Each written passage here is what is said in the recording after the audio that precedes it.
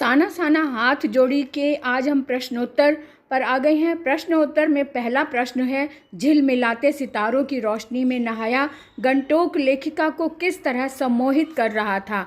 अब इसका उत्तर देखते हैं, आप ध्यान से सुने। तो चलो शुरू करते हैं आज की क्लास अरुणा कालिया के साथ। अगर आपने अभी तक सब्सक्राइब नहीं किया तो जल्दी से सब्सक्राइब कर दो, लाइक कर दो और कमेंट करके मुझे ज़रूर बताएं कि आपको ये चैप्टर कैसा लगा, क्योंकि मैं इस तरह की आपकी पसंद के अनुसार ही चैप्टर लेकर आती हूँ। जो भी पढ़ा रही हूँ आपको ध्यान में रख कर पढ़ा रही हूँ, इसलिए मुझे ये ज़रूर बताएं कि आपको ये चैप्टर कितना पसंद आया और कितना समझ आया। तो शुरू करते हैं आज की क्लास। पहले प्रश्न का उत्तर इस प्रकार है, झिलमिलाते सितारों की रोशनी में नहाया गंतोक लेखिका को सम्मोहित कर रहा था। रहस्यमय सितारों की रोशनी में उसका सब कुछ जैसे समाप्त होता जा रहा था। ऐसा लग रहा था कि उसकी चेतना ही लुप्त हो गई है। बाहर से और अंदर से सब शून्य सा हो गया था। वह इंद्रियों से दूर एक रोशनी भरे संसार में जैसे चली गई थी। उसके आसपास का वातावरण शून्य हो गया था। ऐसा प्रतीत हो रहा था लेखिका को जैसे कि वो उसी में खो गई हो।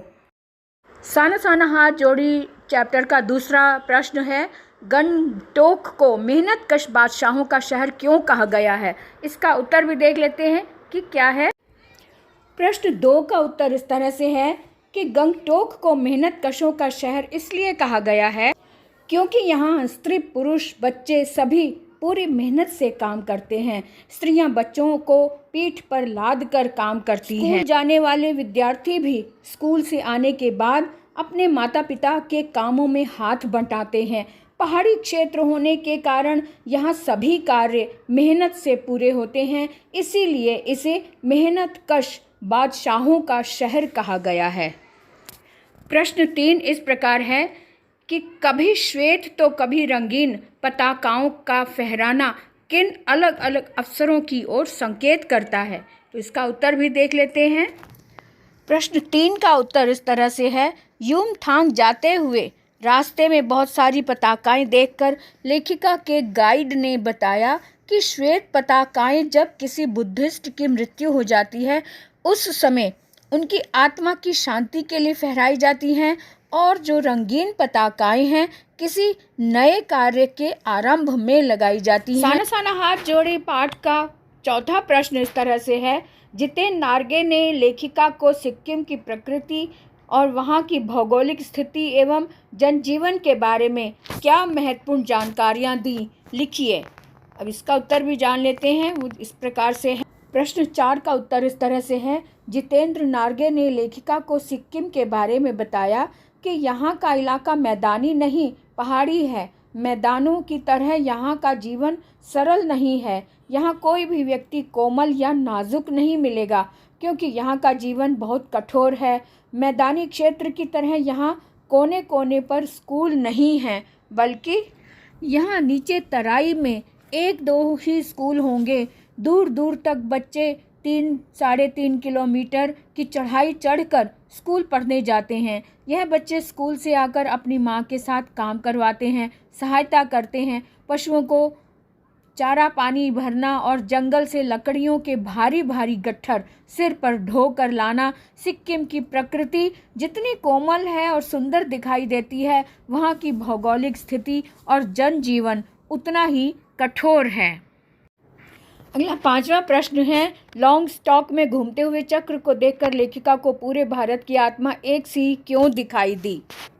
प्रश्न 5 का उत्तर इस तरह से है, लॉन्ग स्टॉक में घूमते हुए चक्र के विषय में जितेन ने बताया कि इसे घुमाने से सारे पाप धुल जाते हैं। लेखिका को उसे घुमाते चक्र को देखकर लगा कि पूरे भारत में लोगों की आत्मा एक जैसी है। विज्ञान ने चाहे कितनी भी अधिक प्रगति कर ली हो, पर लोगों की आत्माएं, विश्वास, अंधविश्वास, पाप पुण्य की मान्यताएं सब एक जैसी हैं। वह चाहे पहाड़ पर हो या फिर मैदानी क्षेत्रों में, उनकी धार्मिक आस्था या फिर मान्यताओं को कोई नहीं तोड़ सकता। प्रश्न 6 है कि लेखिका हिमालय के चित्रों के बारे में क्या स्पष्ट करना चाहती हैं। प्रश्न 6 का उत्तर इस प्रकार है, प्राकृतिक सौंदर्य के अलौकिक आनंद को लेखिका अपने अंतर में भर लेना चाहती है। आसमान में फैली घटाएं गहराती हुई पाताल को जैसे नापना चाहती हैं। कहीं कहीं किसी चमत्कार के तरह फूल मुस्कुराने लगते थे। सारा वातावरण अद्भुत शांति प्रदान कर रहा था। लेखिका हिमालय के पल पल बदलते स्वरूप को अपने भीतर जैसे बंद कर लेना चाहती थी, समेट लेना चाहती थी। उसने हिमालय को मेरे नागपति, मेरे विशाल कहकर सलामी दी। हिमालय कहीं चटक हरे रंग का मोटा कालीन और कहीं हल्के पीले रंग का कालीन दिखाई दे रहा था। हिमालय का स्वरूप कहीं प्लास्टर की उखड़ी हुई दीवारों की तरह पथरीला लग रहा था। सब कुछ लेखिका को एक जादू की तरह छाया माया सा खेल सा लग रहा था। हिमालय का बदलता स्वरूप लेखिका को रोमांचित कर रहा था। यही वर्णन वह अपने लेख में लिखना चाहती थी, स्पष्ट कर देना चाहती थी। प्रश्न 7 अर्थात आपकी पुस्तक में प्रश्न संख्या 14 जो कि बहुत इम्पॉर्टेंट है, इसका का उत्तर मैं दे रही हूँ। ये प्रश्न है, कटाव को भारत का स्विट्जरलैंड क्यों कहा गया है? प्रश्न 7 अर्थात प्रश्न 14 का उत्तर इस प्रकार है, कटाव को भारत का स्विट्जरलैंड इसीलिए कहा जाता है क्योंकि वहाँ की प्राकृतिक सुंदरता असीम है, जिसे देखकर सैलानी स्वयं को ईश्वर के निकट समझते हैं। वहाँ उन्हें अद्भुत शांति मिलती है। यदि वहाँ पर दुकान खुल जाती हैं तो लोगों की भीड़ बढ़ जाएगी, जिससे वहाँ गंदगी और प्रदूषण फैलेगा। लोग सफाई संबंधी नियमों का पालन नहीं करते हैं।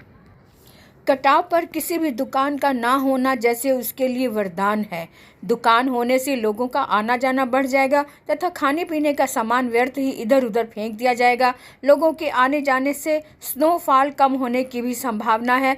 इसीलिए कहा गया है कि यहाँ पर दुकानों का ना होना वरदान के समान है। वास्तविक कटाव की सुंदरता इसी बात पर निर्भर है, इसीलिए कटाव को भारत का स्विट्जरलैंड कहा गया है। प्रश्न 8 और पुस्तक के आधार पर प्रश्न नंबर 15 है। इस प्रकार है, प्रकृति ने जल संचय की व्यवस्था किस प्रकार की है? इसका उत्तर इस प्रकार है, प्राकृतिक रूप से जल संचयन करने का अपना अलग ही निराला ही ढंग है। सर्दियों में वह बर्फ के रूप में जल इकट्ठा करती है। गर्मियों में जब लोग पानी के लिए तरसते हैं तो यह बर्फ पिघलकर जलधारा बन जाती है, जिससे हम लोग जल प्राप्त कर अपनी प्यास तथा दैनिक आवश्यकताओं को पूरा करते हैं। प्राकृतिक जल संचयन हमारे लिए वरदान है। प्रश्न 9 अतिरिक्त प्रश्नों में से लिया है। प्रश्न है, पाठ में प्रार्थना के भावों का वर्णन कीजिए। इस अंतिम प्रश्न का उत्तर इस प्रकार से है, हिमालय के शिखर लेखिका को आध्यात्मिकता से जोड़ रहे थे। उसे लग रहा था कि ऋषि मुनियों ने इसी दिव्य प्रकृति में जीवन के सत्य को जाना होगा, वेदों की रचना की होगी। जीवन में सब कुछ सुख देने वाला महामंत्र भी यहीं से पाया होगा। लेखिका उस सौंदर्य में इतना खो गई थी कि उसे अपने आसपास सब शून्य अनुभव हो रहा था। इसीलिए यही भाव उसे प्रार्थना के महसूस हो रहे थे। तो आपने इस तरह से सारे प्रश्नों के उत्तर देखे, समझे और मुझे कमेंट करके ज़रूर बताएं कि आपको इन प्रश्नों से कितना लाभ हुआ और कितनी समझ आई। नेक्स्ट नए चैप्टर के साथ फिर मिलेंगे। आज के लिए इतना ही, विदा लेते हैं आपसे। Bye bye.